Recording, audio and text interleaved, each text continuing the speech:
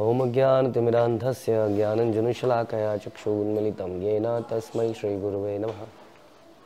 श्रीचैतन्यमनोभीष्टं स्थापितं येन भूतले स्वयं रूपः कदा मह्यं ददाति स्वपदान्तिकं। वन्देऽहं श्रीगुरौ श्रीयुतापदकमलं श्रीगुरुन् वैष्णवांश्च श्रीरूपं साग्रजातं सहगणरघुनाथान्वितं तं सजीवं साद्वैतं सावधूतं परिजनसहितं कृष्णचैतन्यदेवं श्रीराधाकृष्णपादान् सहगणललिता श्रीविशाखान्वितांश्च। हे कृष्ण करुणा सिंधु दीनबंधु जगतपते गोपेश गोपिका कांत राधा कांत नमस्तुते। तप्त कांचन गौरांगी राधे वृंदावनेश्वरी वृषभानुसुते देवी प्रणमामि हरिप्रिये। वाञ्छाकल्पतरुभ्यश्च कृपा सिन्धुभ्येव च पतितानां पावनेभ्यो वैष्णवेभ्यो नमो नमः। जय श्री कृष्ण चैतन्य प्रभु नित्यानंद श्री अद्वैत गदाधर श्रीवासादि गौर भक्तवृंद। हरे कृष्णा कृष्ण कृष्णा हरे हरे हरे राम राम राम हरे हरे। नमो विष्णुपादाय कृष्णप्रेष्ठाय भूतले श्रीमते भक्तिवेदांत स्वामिनिति नामिने। नमस्ते सारस्वते देवे गौरवाणी प्रचारिणे निर्विशेष शून्यवादी पाश्चात्य देशतारिणे। हरे कृष्णा। भगवद्गीता अध्याय 3 तीसरा अध्याय श्लोक संख्या 2 कर्म योग चैप्टर का शीर्षक है कर्म योग। व्यामिश्रेणेव वाक्येन बुद्धिं मोहय सीव मे तदेकं वद निश्चत्य येन श्रेयोऽहमाप्नुयाम्।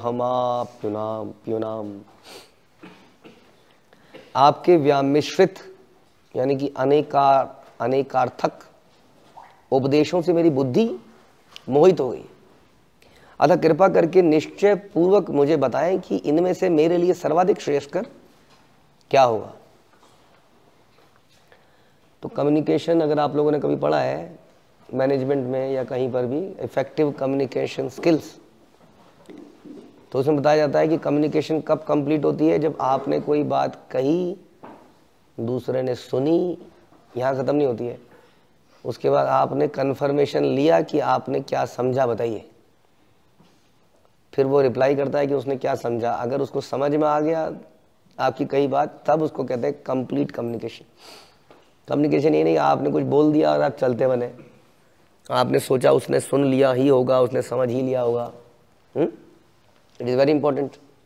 जनरली संसार में इसी प्रकार की कम्युनिकेशन होती है कि आदमी इज जस्ट बॉदर्ड कि मैंने तो बोल दिया था तुमको, मैंने तो तुमको बता दिया था, बट उन्होंने उसको क्या समझा, क्योंकि एक शब्द के कितने कितने कितने मतलब निकल जाते हैं। रोको मत जाने दो, रोको मत जाने दो, क्या मतलब हुआ? दोनों के बिल्कुल डिफरेंट मतलब है। रोको मत जाने दो, रोको मत जाने दो, सेम शब्द है, जस्ट थोड़ा सा कॉमा और थोड़ा सा। अब बोलते बोलते रोको मत जाने दो आदमी बोल देता है और उसके दिमाग एकदम क्लियर है कि उसने क्या बोला, और वो सोचता है मैंने क्लियर स्टेटमेंट बोली, आपको ऐसा समझ लेना चाहिए था। और कई बार बड़े बड़े विवाद और झगड़े और क्या क्या हो जाता है इस चक्कर में कि इतनी सिंपल सी बात तुम्हारे समझ में नहीं आई। कम्युनिकेशन गैप बहुत खतरनाक चीज़ है दुनिया में। अर्थ का अनर्थ हो जाता है।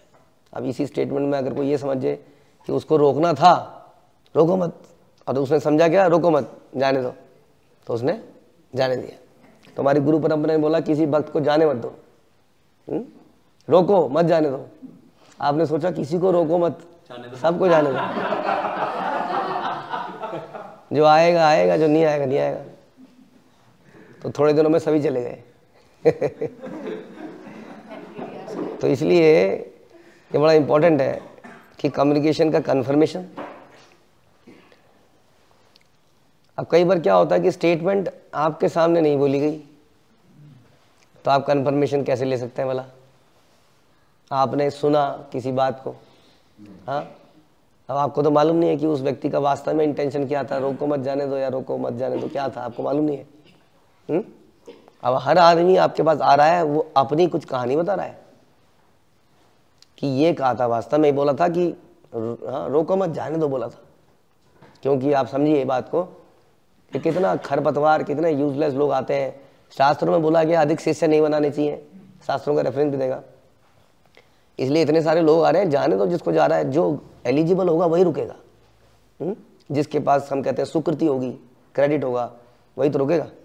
बाकी लोग कैसे रुक पाए? और आपको उसने आधे घंटे का लेक्चर पिला, आपको बिल्कुल समझ में आ गया कि वही व्यक्ति रुकेगा जिसके पास सुकृति है, जो इन नियमों का पालन करना चाहता है।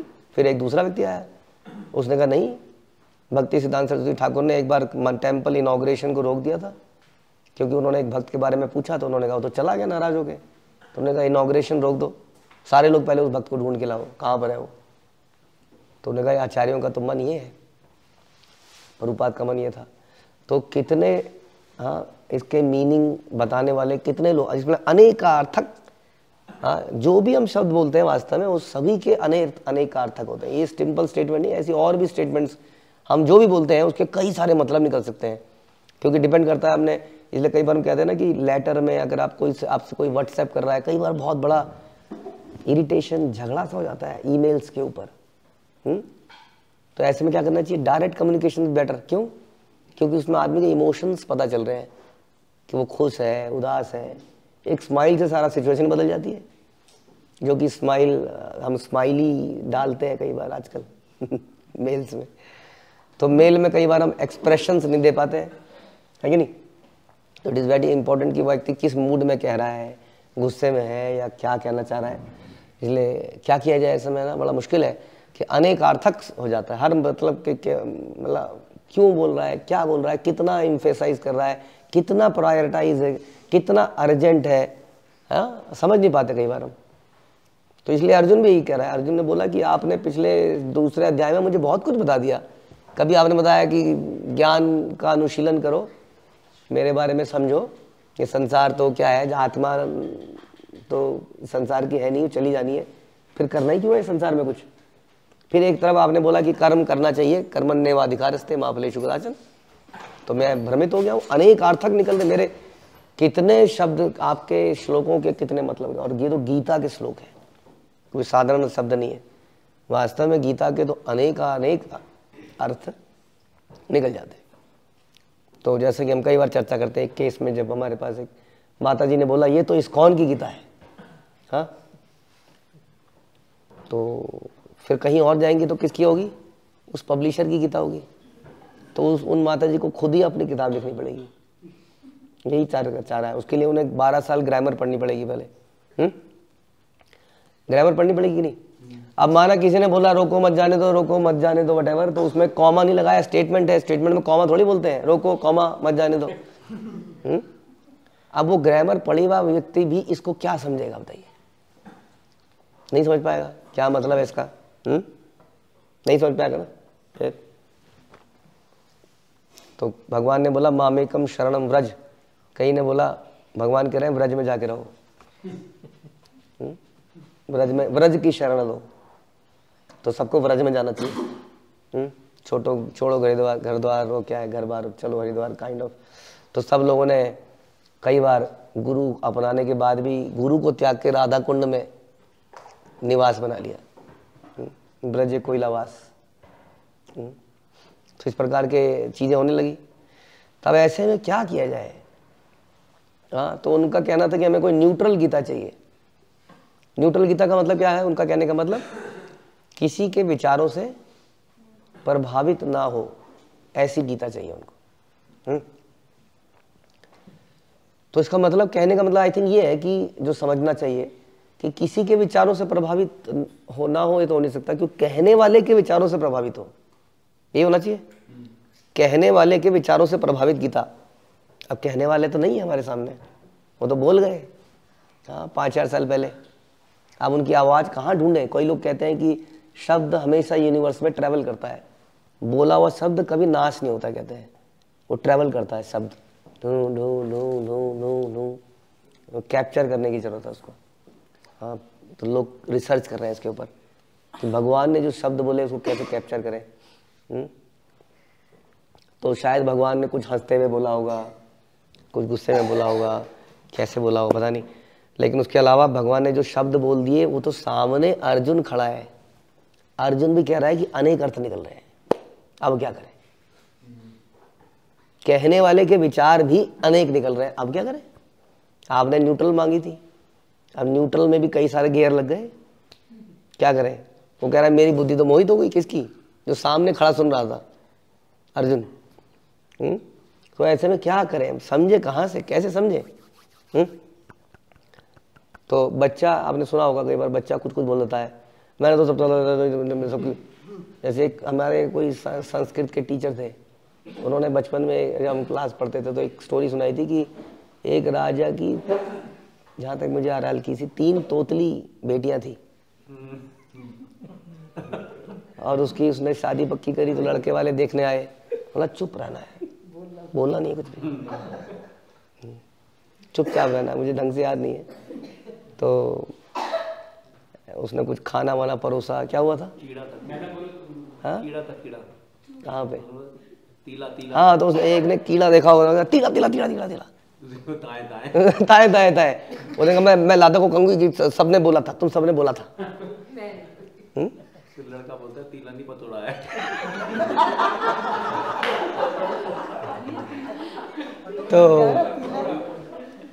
तो इस प्रकार से सारा का सारा प्लान जो है चौपट हो गया, सबके सामने पर्दाफाश हो गया।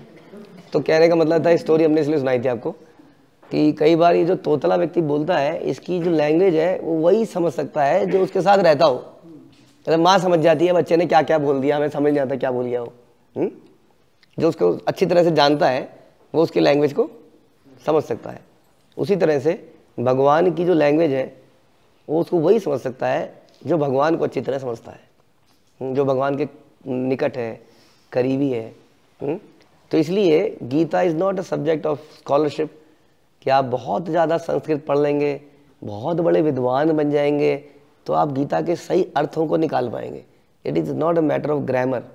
कभी भी लैंग्वेज को, किसी भी लैंग्वेज को समझना हो, जैसे इंग्लिश को आप समझते हो, आप ग्रामर से अगर समझने लग जाओ तो कभी इंग्लिश समझ नहीं आएगी। वो इतना तोड़ मरोड़ के चीज़ें बोली जाती हैं, ग्रामर आज तक किसी को समझ नहीं आई, राइट। तो इसलिए आपको समझने के लिए एक ऐसा व्यक्ति चाहिए जो कहने वाले की भावनाओं को बहुत डीपली समझता है। इसलिए प्रभुपाद ने क्या बोला? भक्त्या माम अभिजानाति।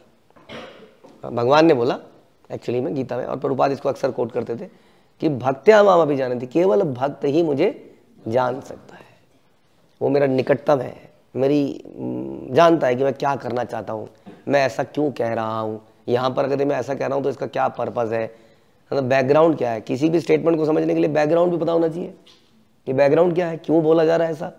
जैसा हम कई बार बताते हैं कि एक बार एक व्यक्ति एक को लाया था ना, वो क्या होते हैं उनके, काजी समथिंग, जो मस्जिद में जो लोग होते हैं उनको क्या कहते हैं? मौलवी।